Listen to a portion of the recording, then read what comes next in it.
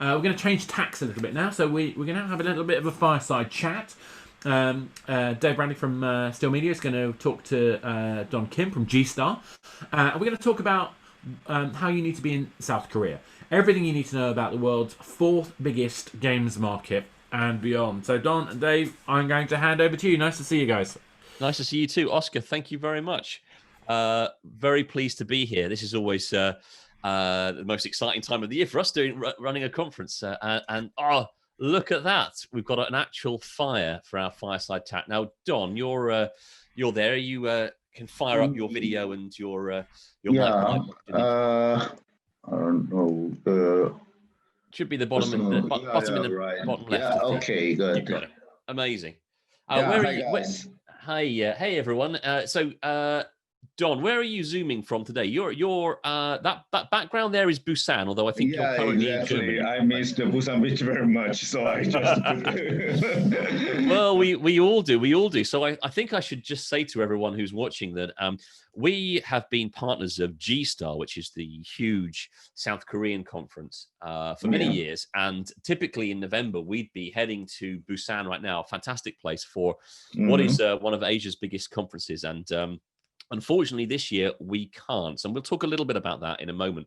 But Don, first of all, welcome to this fireside chat here at Pocket Gamer Connect Digital 4. I'm going to start by, I'm going to invite you to introduce yourself, please. Let the people here know a little bit about yourself and what it is that you do before we dive into the questions, please. Yeah, right. And my name is Donas Kim, and probably half of the gaming industry I have met at the PGC or the GDC or the Gamescom, and then of course at the G-Star before.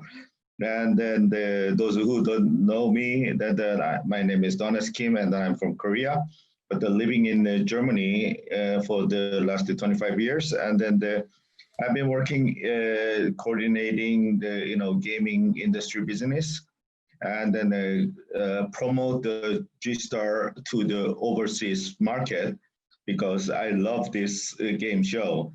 And then this is 15th, 16th show this year. Unfortunately, we can't be there physically, but it is the greatest show. Well, as good as the Pocket Gamer. Oh, bless you.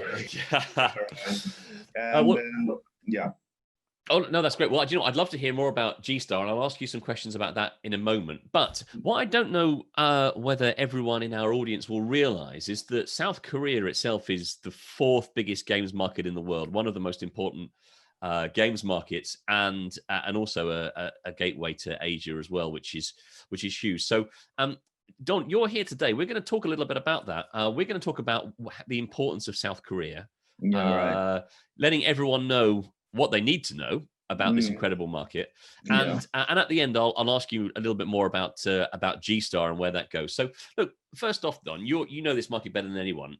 How big is the South Korean market? I remember you spoke about this at a previous event. It sounded absolutely huge. I mean, over 28 million players, right? Can you give us a little bit of a size of how big it is?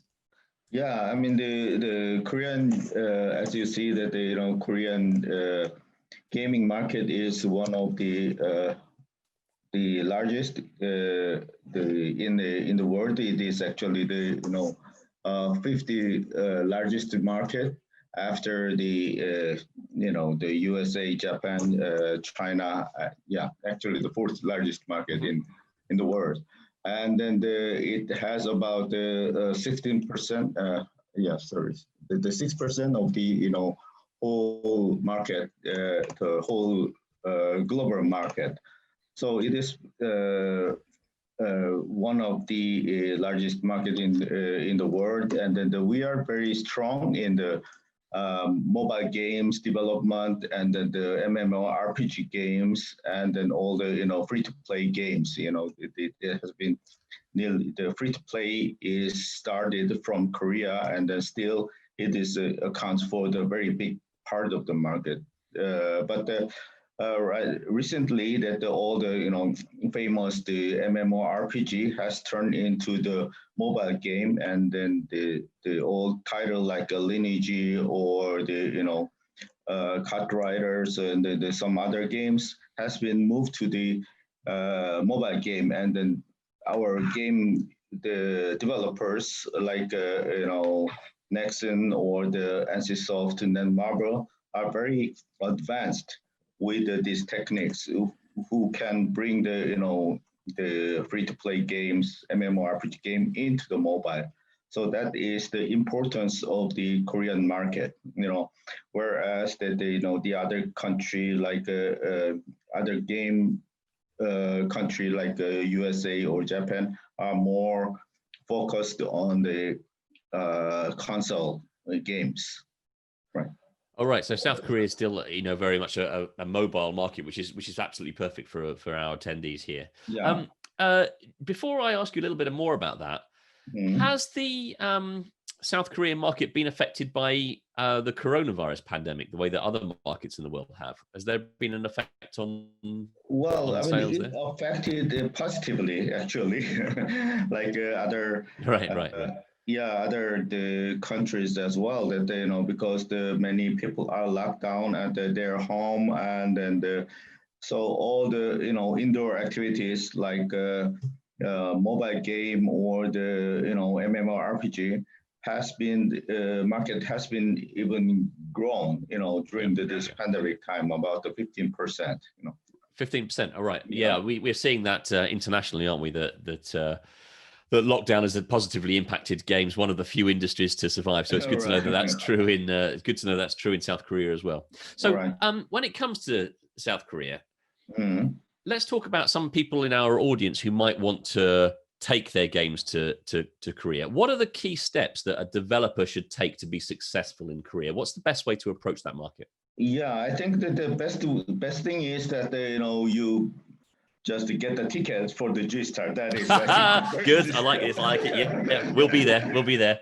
Yeah, right. So I mean, this year, that as you know, that we have worked closely with the Pocket Gamers, and then we offered our G Star B2B ticket with around the 20% discounts in combination with the Pocket Gamers. I think which is a very great opportunity to participate in here, because the overall the ticket cost is only $200, and then you can get a lot of things from this the G-Star participation.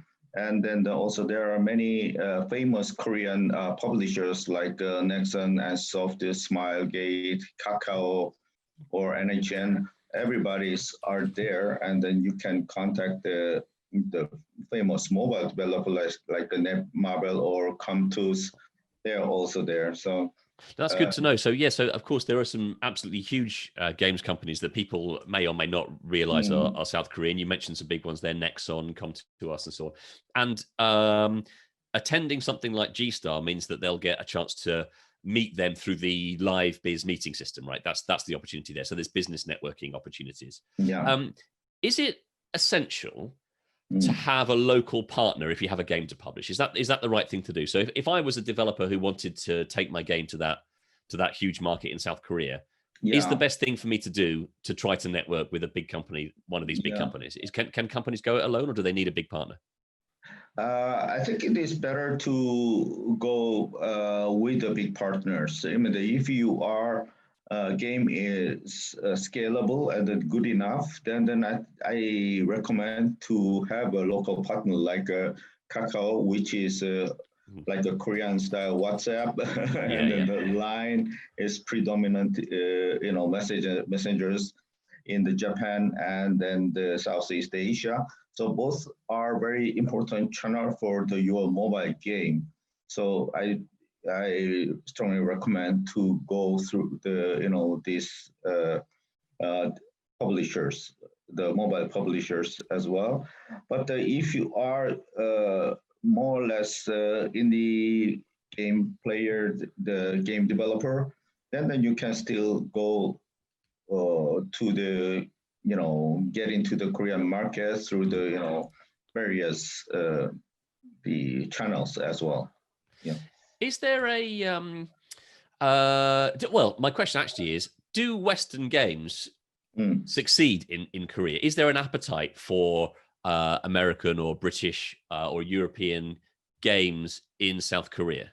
Yeah, I mean, I frankly say that it is a quite a tough market because so Right. many good games are developed uh, among the Korean developers as Right. well, and they are, specifically, trying to meet the Korean taste as well as the Asian, for example, Southeast Asian or the Chinese market. But still, there are, good portion of the gamers who try any new games from the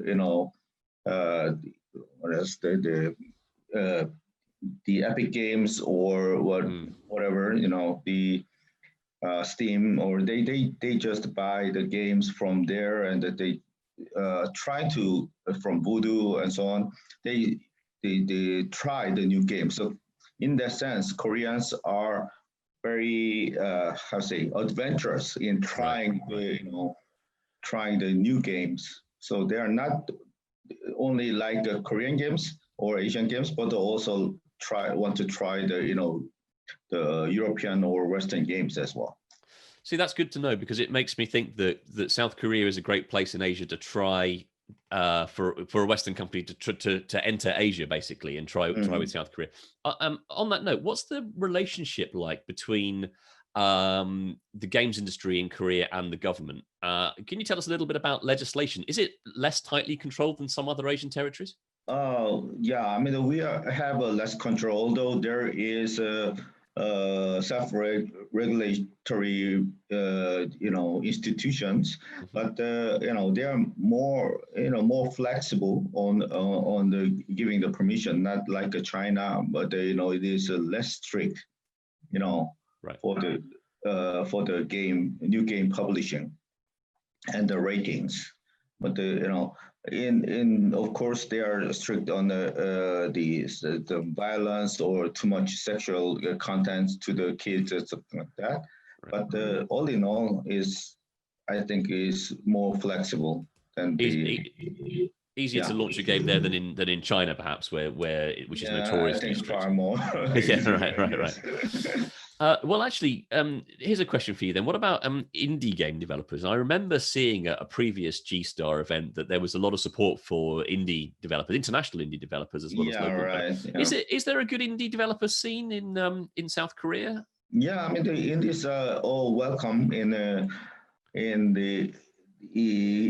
from the game industry, and then also not only with the G Star, but also each different city, like Busan City has their own indie development Right. events, and then some Seoul or Pangyo, which is a southern city of the Seoul, and they have many the gaming companies located, and then there they are promoting the indie games, and then all in all the different local government is helping and supporting the indie developers as well. And the good thing is that a lot of these local governments are participating in the G-Star as well to meet those indie developers around the world. That's really good to know and encouraging, because I think perhaps entering a new market, if you're a Western developer looking to go to Asia, you assume that you're going to be competing with Netmarble or Nexon, and you think, how can I go up against a company like that? But if there's support and interest in even the smallest developers who've got an interesting idea, and as you were saying, the idea that local gamers are interested in experimenting, this is encouraging, I think, for small developers. Yeah, right. And just on that note, I was interested that you mentioned that gamers are happy to play games from companies like Voodoo, for instance. So there's some interest in things like hyper casual as well. Because in my mind, I always assume that Korean gamers are committed to their strategy games and their role playing games, right? Their MMO. Right. Yeah, that's a very. They have a very strong presence in the Korean game scene, but at the same time, these hyper casual games, and then some other light games like Anypang was a very popular in the current kind of Korean version of the Candy Crush Saga, and then there's some other hyper casual games are very popular too, and then they make a lot of business success as well. That's good. I was going to ask you. You mentioned about how there's an indie scene in Busan, and of course G-Star takes place in Busan, which is a fantastic beachside area not far from Seoul. Yeah. For those people who've not been there before, what are the advantages of investing in the Busan region? Are there particular advantages to focusing on the Busan region rather than South Korea in general? Yeah, I mean, I would say that gaming is very how say the valued industry in Korea. So many of the local government trying to set up the what is that, the incubators or the acceleration institution to support the gaming as well. But the Busan, especially, they have their own, acceleration and incubation center in the Busan, so that the small developers can come and get the space there, and then the co-work with the other game developers as well. And then, of course, that they are more focused on the Busan residents game company, but still you can, as a foreigners, you can come over there and then still have a chance, because they want to bring a lot of the game developers, foreign game developers, to come to Korea, so that it can be a hub of the game development as well. Right. Do you know, I'm going to take some, although we've got more questions from me about G-Star, I can see that people are actually asking questions in the chat too. So John, do you mind if I put some questions from the audience to you, just because they seem pertinent at the moment? Yeah. So we have here a question that's been asked in Korean, but thanks to my my co-host Oscar's translation, I can say the question is, in Korea, the gap between the iOS and Android markets is huge. So when entering the Korean market, is it a good strategy to abandon Apple platforms and focus solely on Android? What do you think?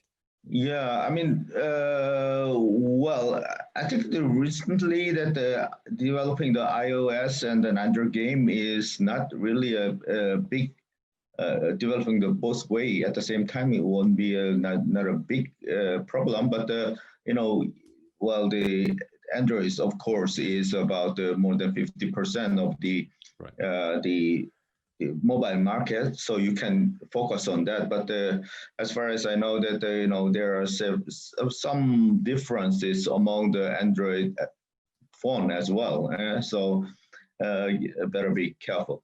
And but I think that if you are trying the market at the first time, but then I think you can start with the Androids. Then if you see the reactions, then you can develop the Android version as well. But right now, the Apple or the iOS market share is growing, so that you have to understand that situation as well. Right. Now that makes sense. Oh, we've got some more questions. So let's go to Tanvir's question as well here. So so they've asked, how are hyper casual and hybrid casual games doing in South Korea? Now we spoke about that a moment ago, so this kind of follows on from that. The question about those is, do they need localization and culturalization? What do you think about that for hyper casual games? Well, it depends on how much you invest in the games. But for the light development, I don't think that localization will be really necessary, because most of the games are visual, games, and doesn't need much text. So in the case, then you don't need the really localizations. Whereas you need a lot of the text, tasks and so on. Then definitely you have to translate. But when you translate, don't try the Google translations, because for the text-based games, it is a bit risky. So. Yeah. Well, you're absolutely right. I think with our role-playing games, for instance, where there's a lot of character-based content and text-based content, you absolutely need to speak to a local translator, right, to get that right. But hyper-casual games are often extremely abstract, aren't they? And a ball and a brick, or a ball and a brick everywhere in the world. Another question, just following on from there, Tanvir also asks, other than Google and Facebook, what regional ad platforms are important for monetizing? That's good to know. Is that Kakao? Right. And Actually, the Kakao is a very strong platform. Right. This about the 95% of the Koreans are using the Kakao Talk, which is like a WhatsApp or the I don't know, Skype or something like that, text message. And then they have a social platform and the banking and the payment, the solution and everything is in this Kakao world. So you shouldn't forget this Kakao. And then the other one is Neighbor, which is the Korean version of Google. That is also very important. And then if you want to go over the Korean the boundaries and to the Japan and then the Southeast Asia, then the line is very important, platform. Yeah. Okay, that's good. I've got another question here from Lilith, and also I've got a few of my own. So unless Oscar interrupts us, I'm going to just crack on for a few more minutes. So Lilith asks, Don, hi Don. My question is, if you see a market for other game genres apart from MMO and RPG games, but particularly, how do you see the market situation for premium games? And that's a really good question because you spoke about the importance of free to play. Right. What's the market for premium games like? Actually, they take the major portion of the all the revenues in Korea, like Lineage or some other very highly invested the premium games are very important. Even though their number are very low, but their share of the whole revenue is very large. Still the Lineage and then their sequels, Lineage M and so on, take most of the revenue. While it is already more than 20 years old games, but the IP is 20 years old, but they revived this vitality and then so they still doing good business as well. Yeah. No, that's good to know. Well, look, I've got some more questions on my own here. What I'll suggest is, folks, we've got a large crowd listening. If you have questions about the South Korean market or about G-Star or about getting into Asia generally, please do pop them in the Q&A window or the chat room, and Oscar and I will make sure that Don gets to see them. But while people do that, Don, I have some more questions for you as well. I want to talk about G-Star itself, actually, because G-Star is huge, and I think maybe people don't realize how big a conference it is. It's one of the most important Asian conferences. It's something that's been on our radar for a while. Right. This year, because of the situation, the business side of G-Star is going to be entirely virtual, isn't it? I think you'll take part of the platform. So what can people expect to see on the B2B side of things at G-Star this year? Yeah, I mean, the B2B is, unfortunately, we cannot meet face to face, but due to the, all the new technology solutions that they have made a special solution for arranging the business meetings.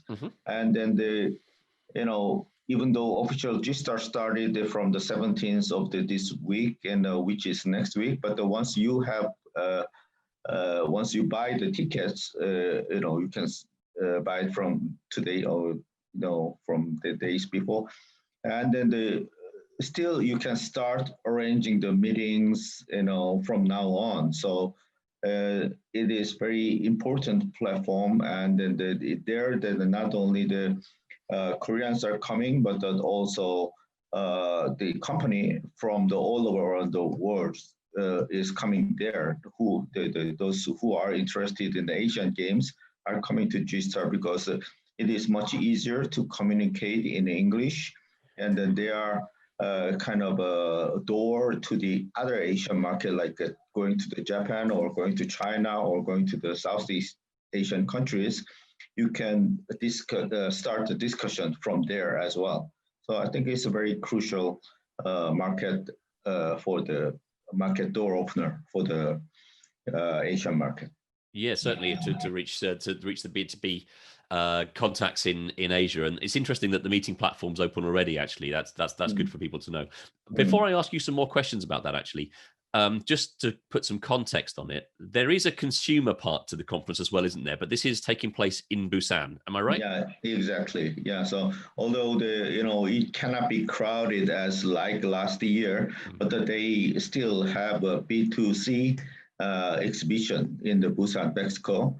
And then there'll be a lot of the broadcasting and then the activities over there so that people who cannot come to the site can watch the events online as well. And most of them are broadcasted over the G-Star TV, which is online, as well as you can see Right. a lot of the conferences, speakers. You can watch them on the G-Star TV as well. That's good. That's good to know. So, because you've got some fantastic speakers who have been announced just this last week, and there's some information about them on pocketgamer.biz. We'll also be adding those speakers to a website that our team and your team run between us. Go to gstar.com. So the speakers will be on there this week. Actually, how big is G-Star going to be on the B2B side this year, do you think, Don? What sort of numbers are we talking about? We are still it's not like the offline event. So I mean, people are still keep registering until the end of the right. last day, but it'll be much more than the 1,000 participants on the B2B side. Right, that's good. Well, exactly. No, that's great. If anyone else has any questions, please do ask them. My final, I think, question I would ask to you, Don, is just for people who are joining in order to do business in Korea, they're going to use the B2B platform. Mm-hmm. Is there anything they should know about the way that businesses or negotiations are done in Korea? Is it different from in the West? Are they kind of different sort of traditional ways of negotiating? Are there any kind of cultural differences people should be aware of, or will it feel very familiar? Yeah, I mean, there are the different characteristics among the Asians as well, but Sure.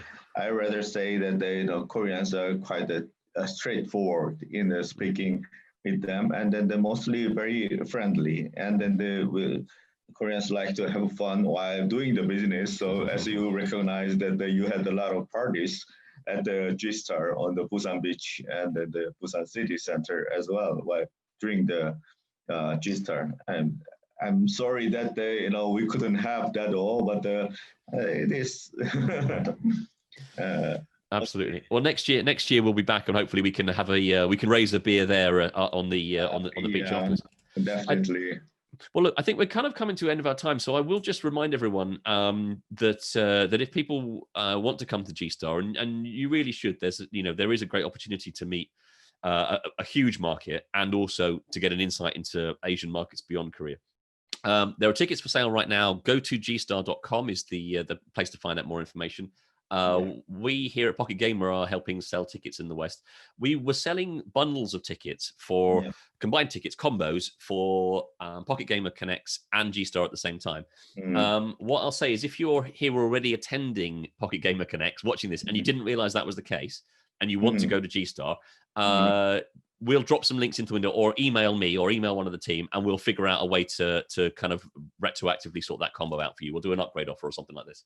So I think one final question. Oscar might throw us off the stage, but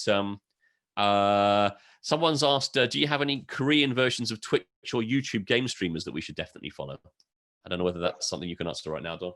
Yeah, I mean, we have the Koreans. I mean, there is any small platforms. I mean, the smaller platforms for the than the YouTube, but there's Africa TV, which is also mostly Korean content, right. And then some are broadcast over the Twitches, and then some are these YouTube platforms are more in the Korean speaking content.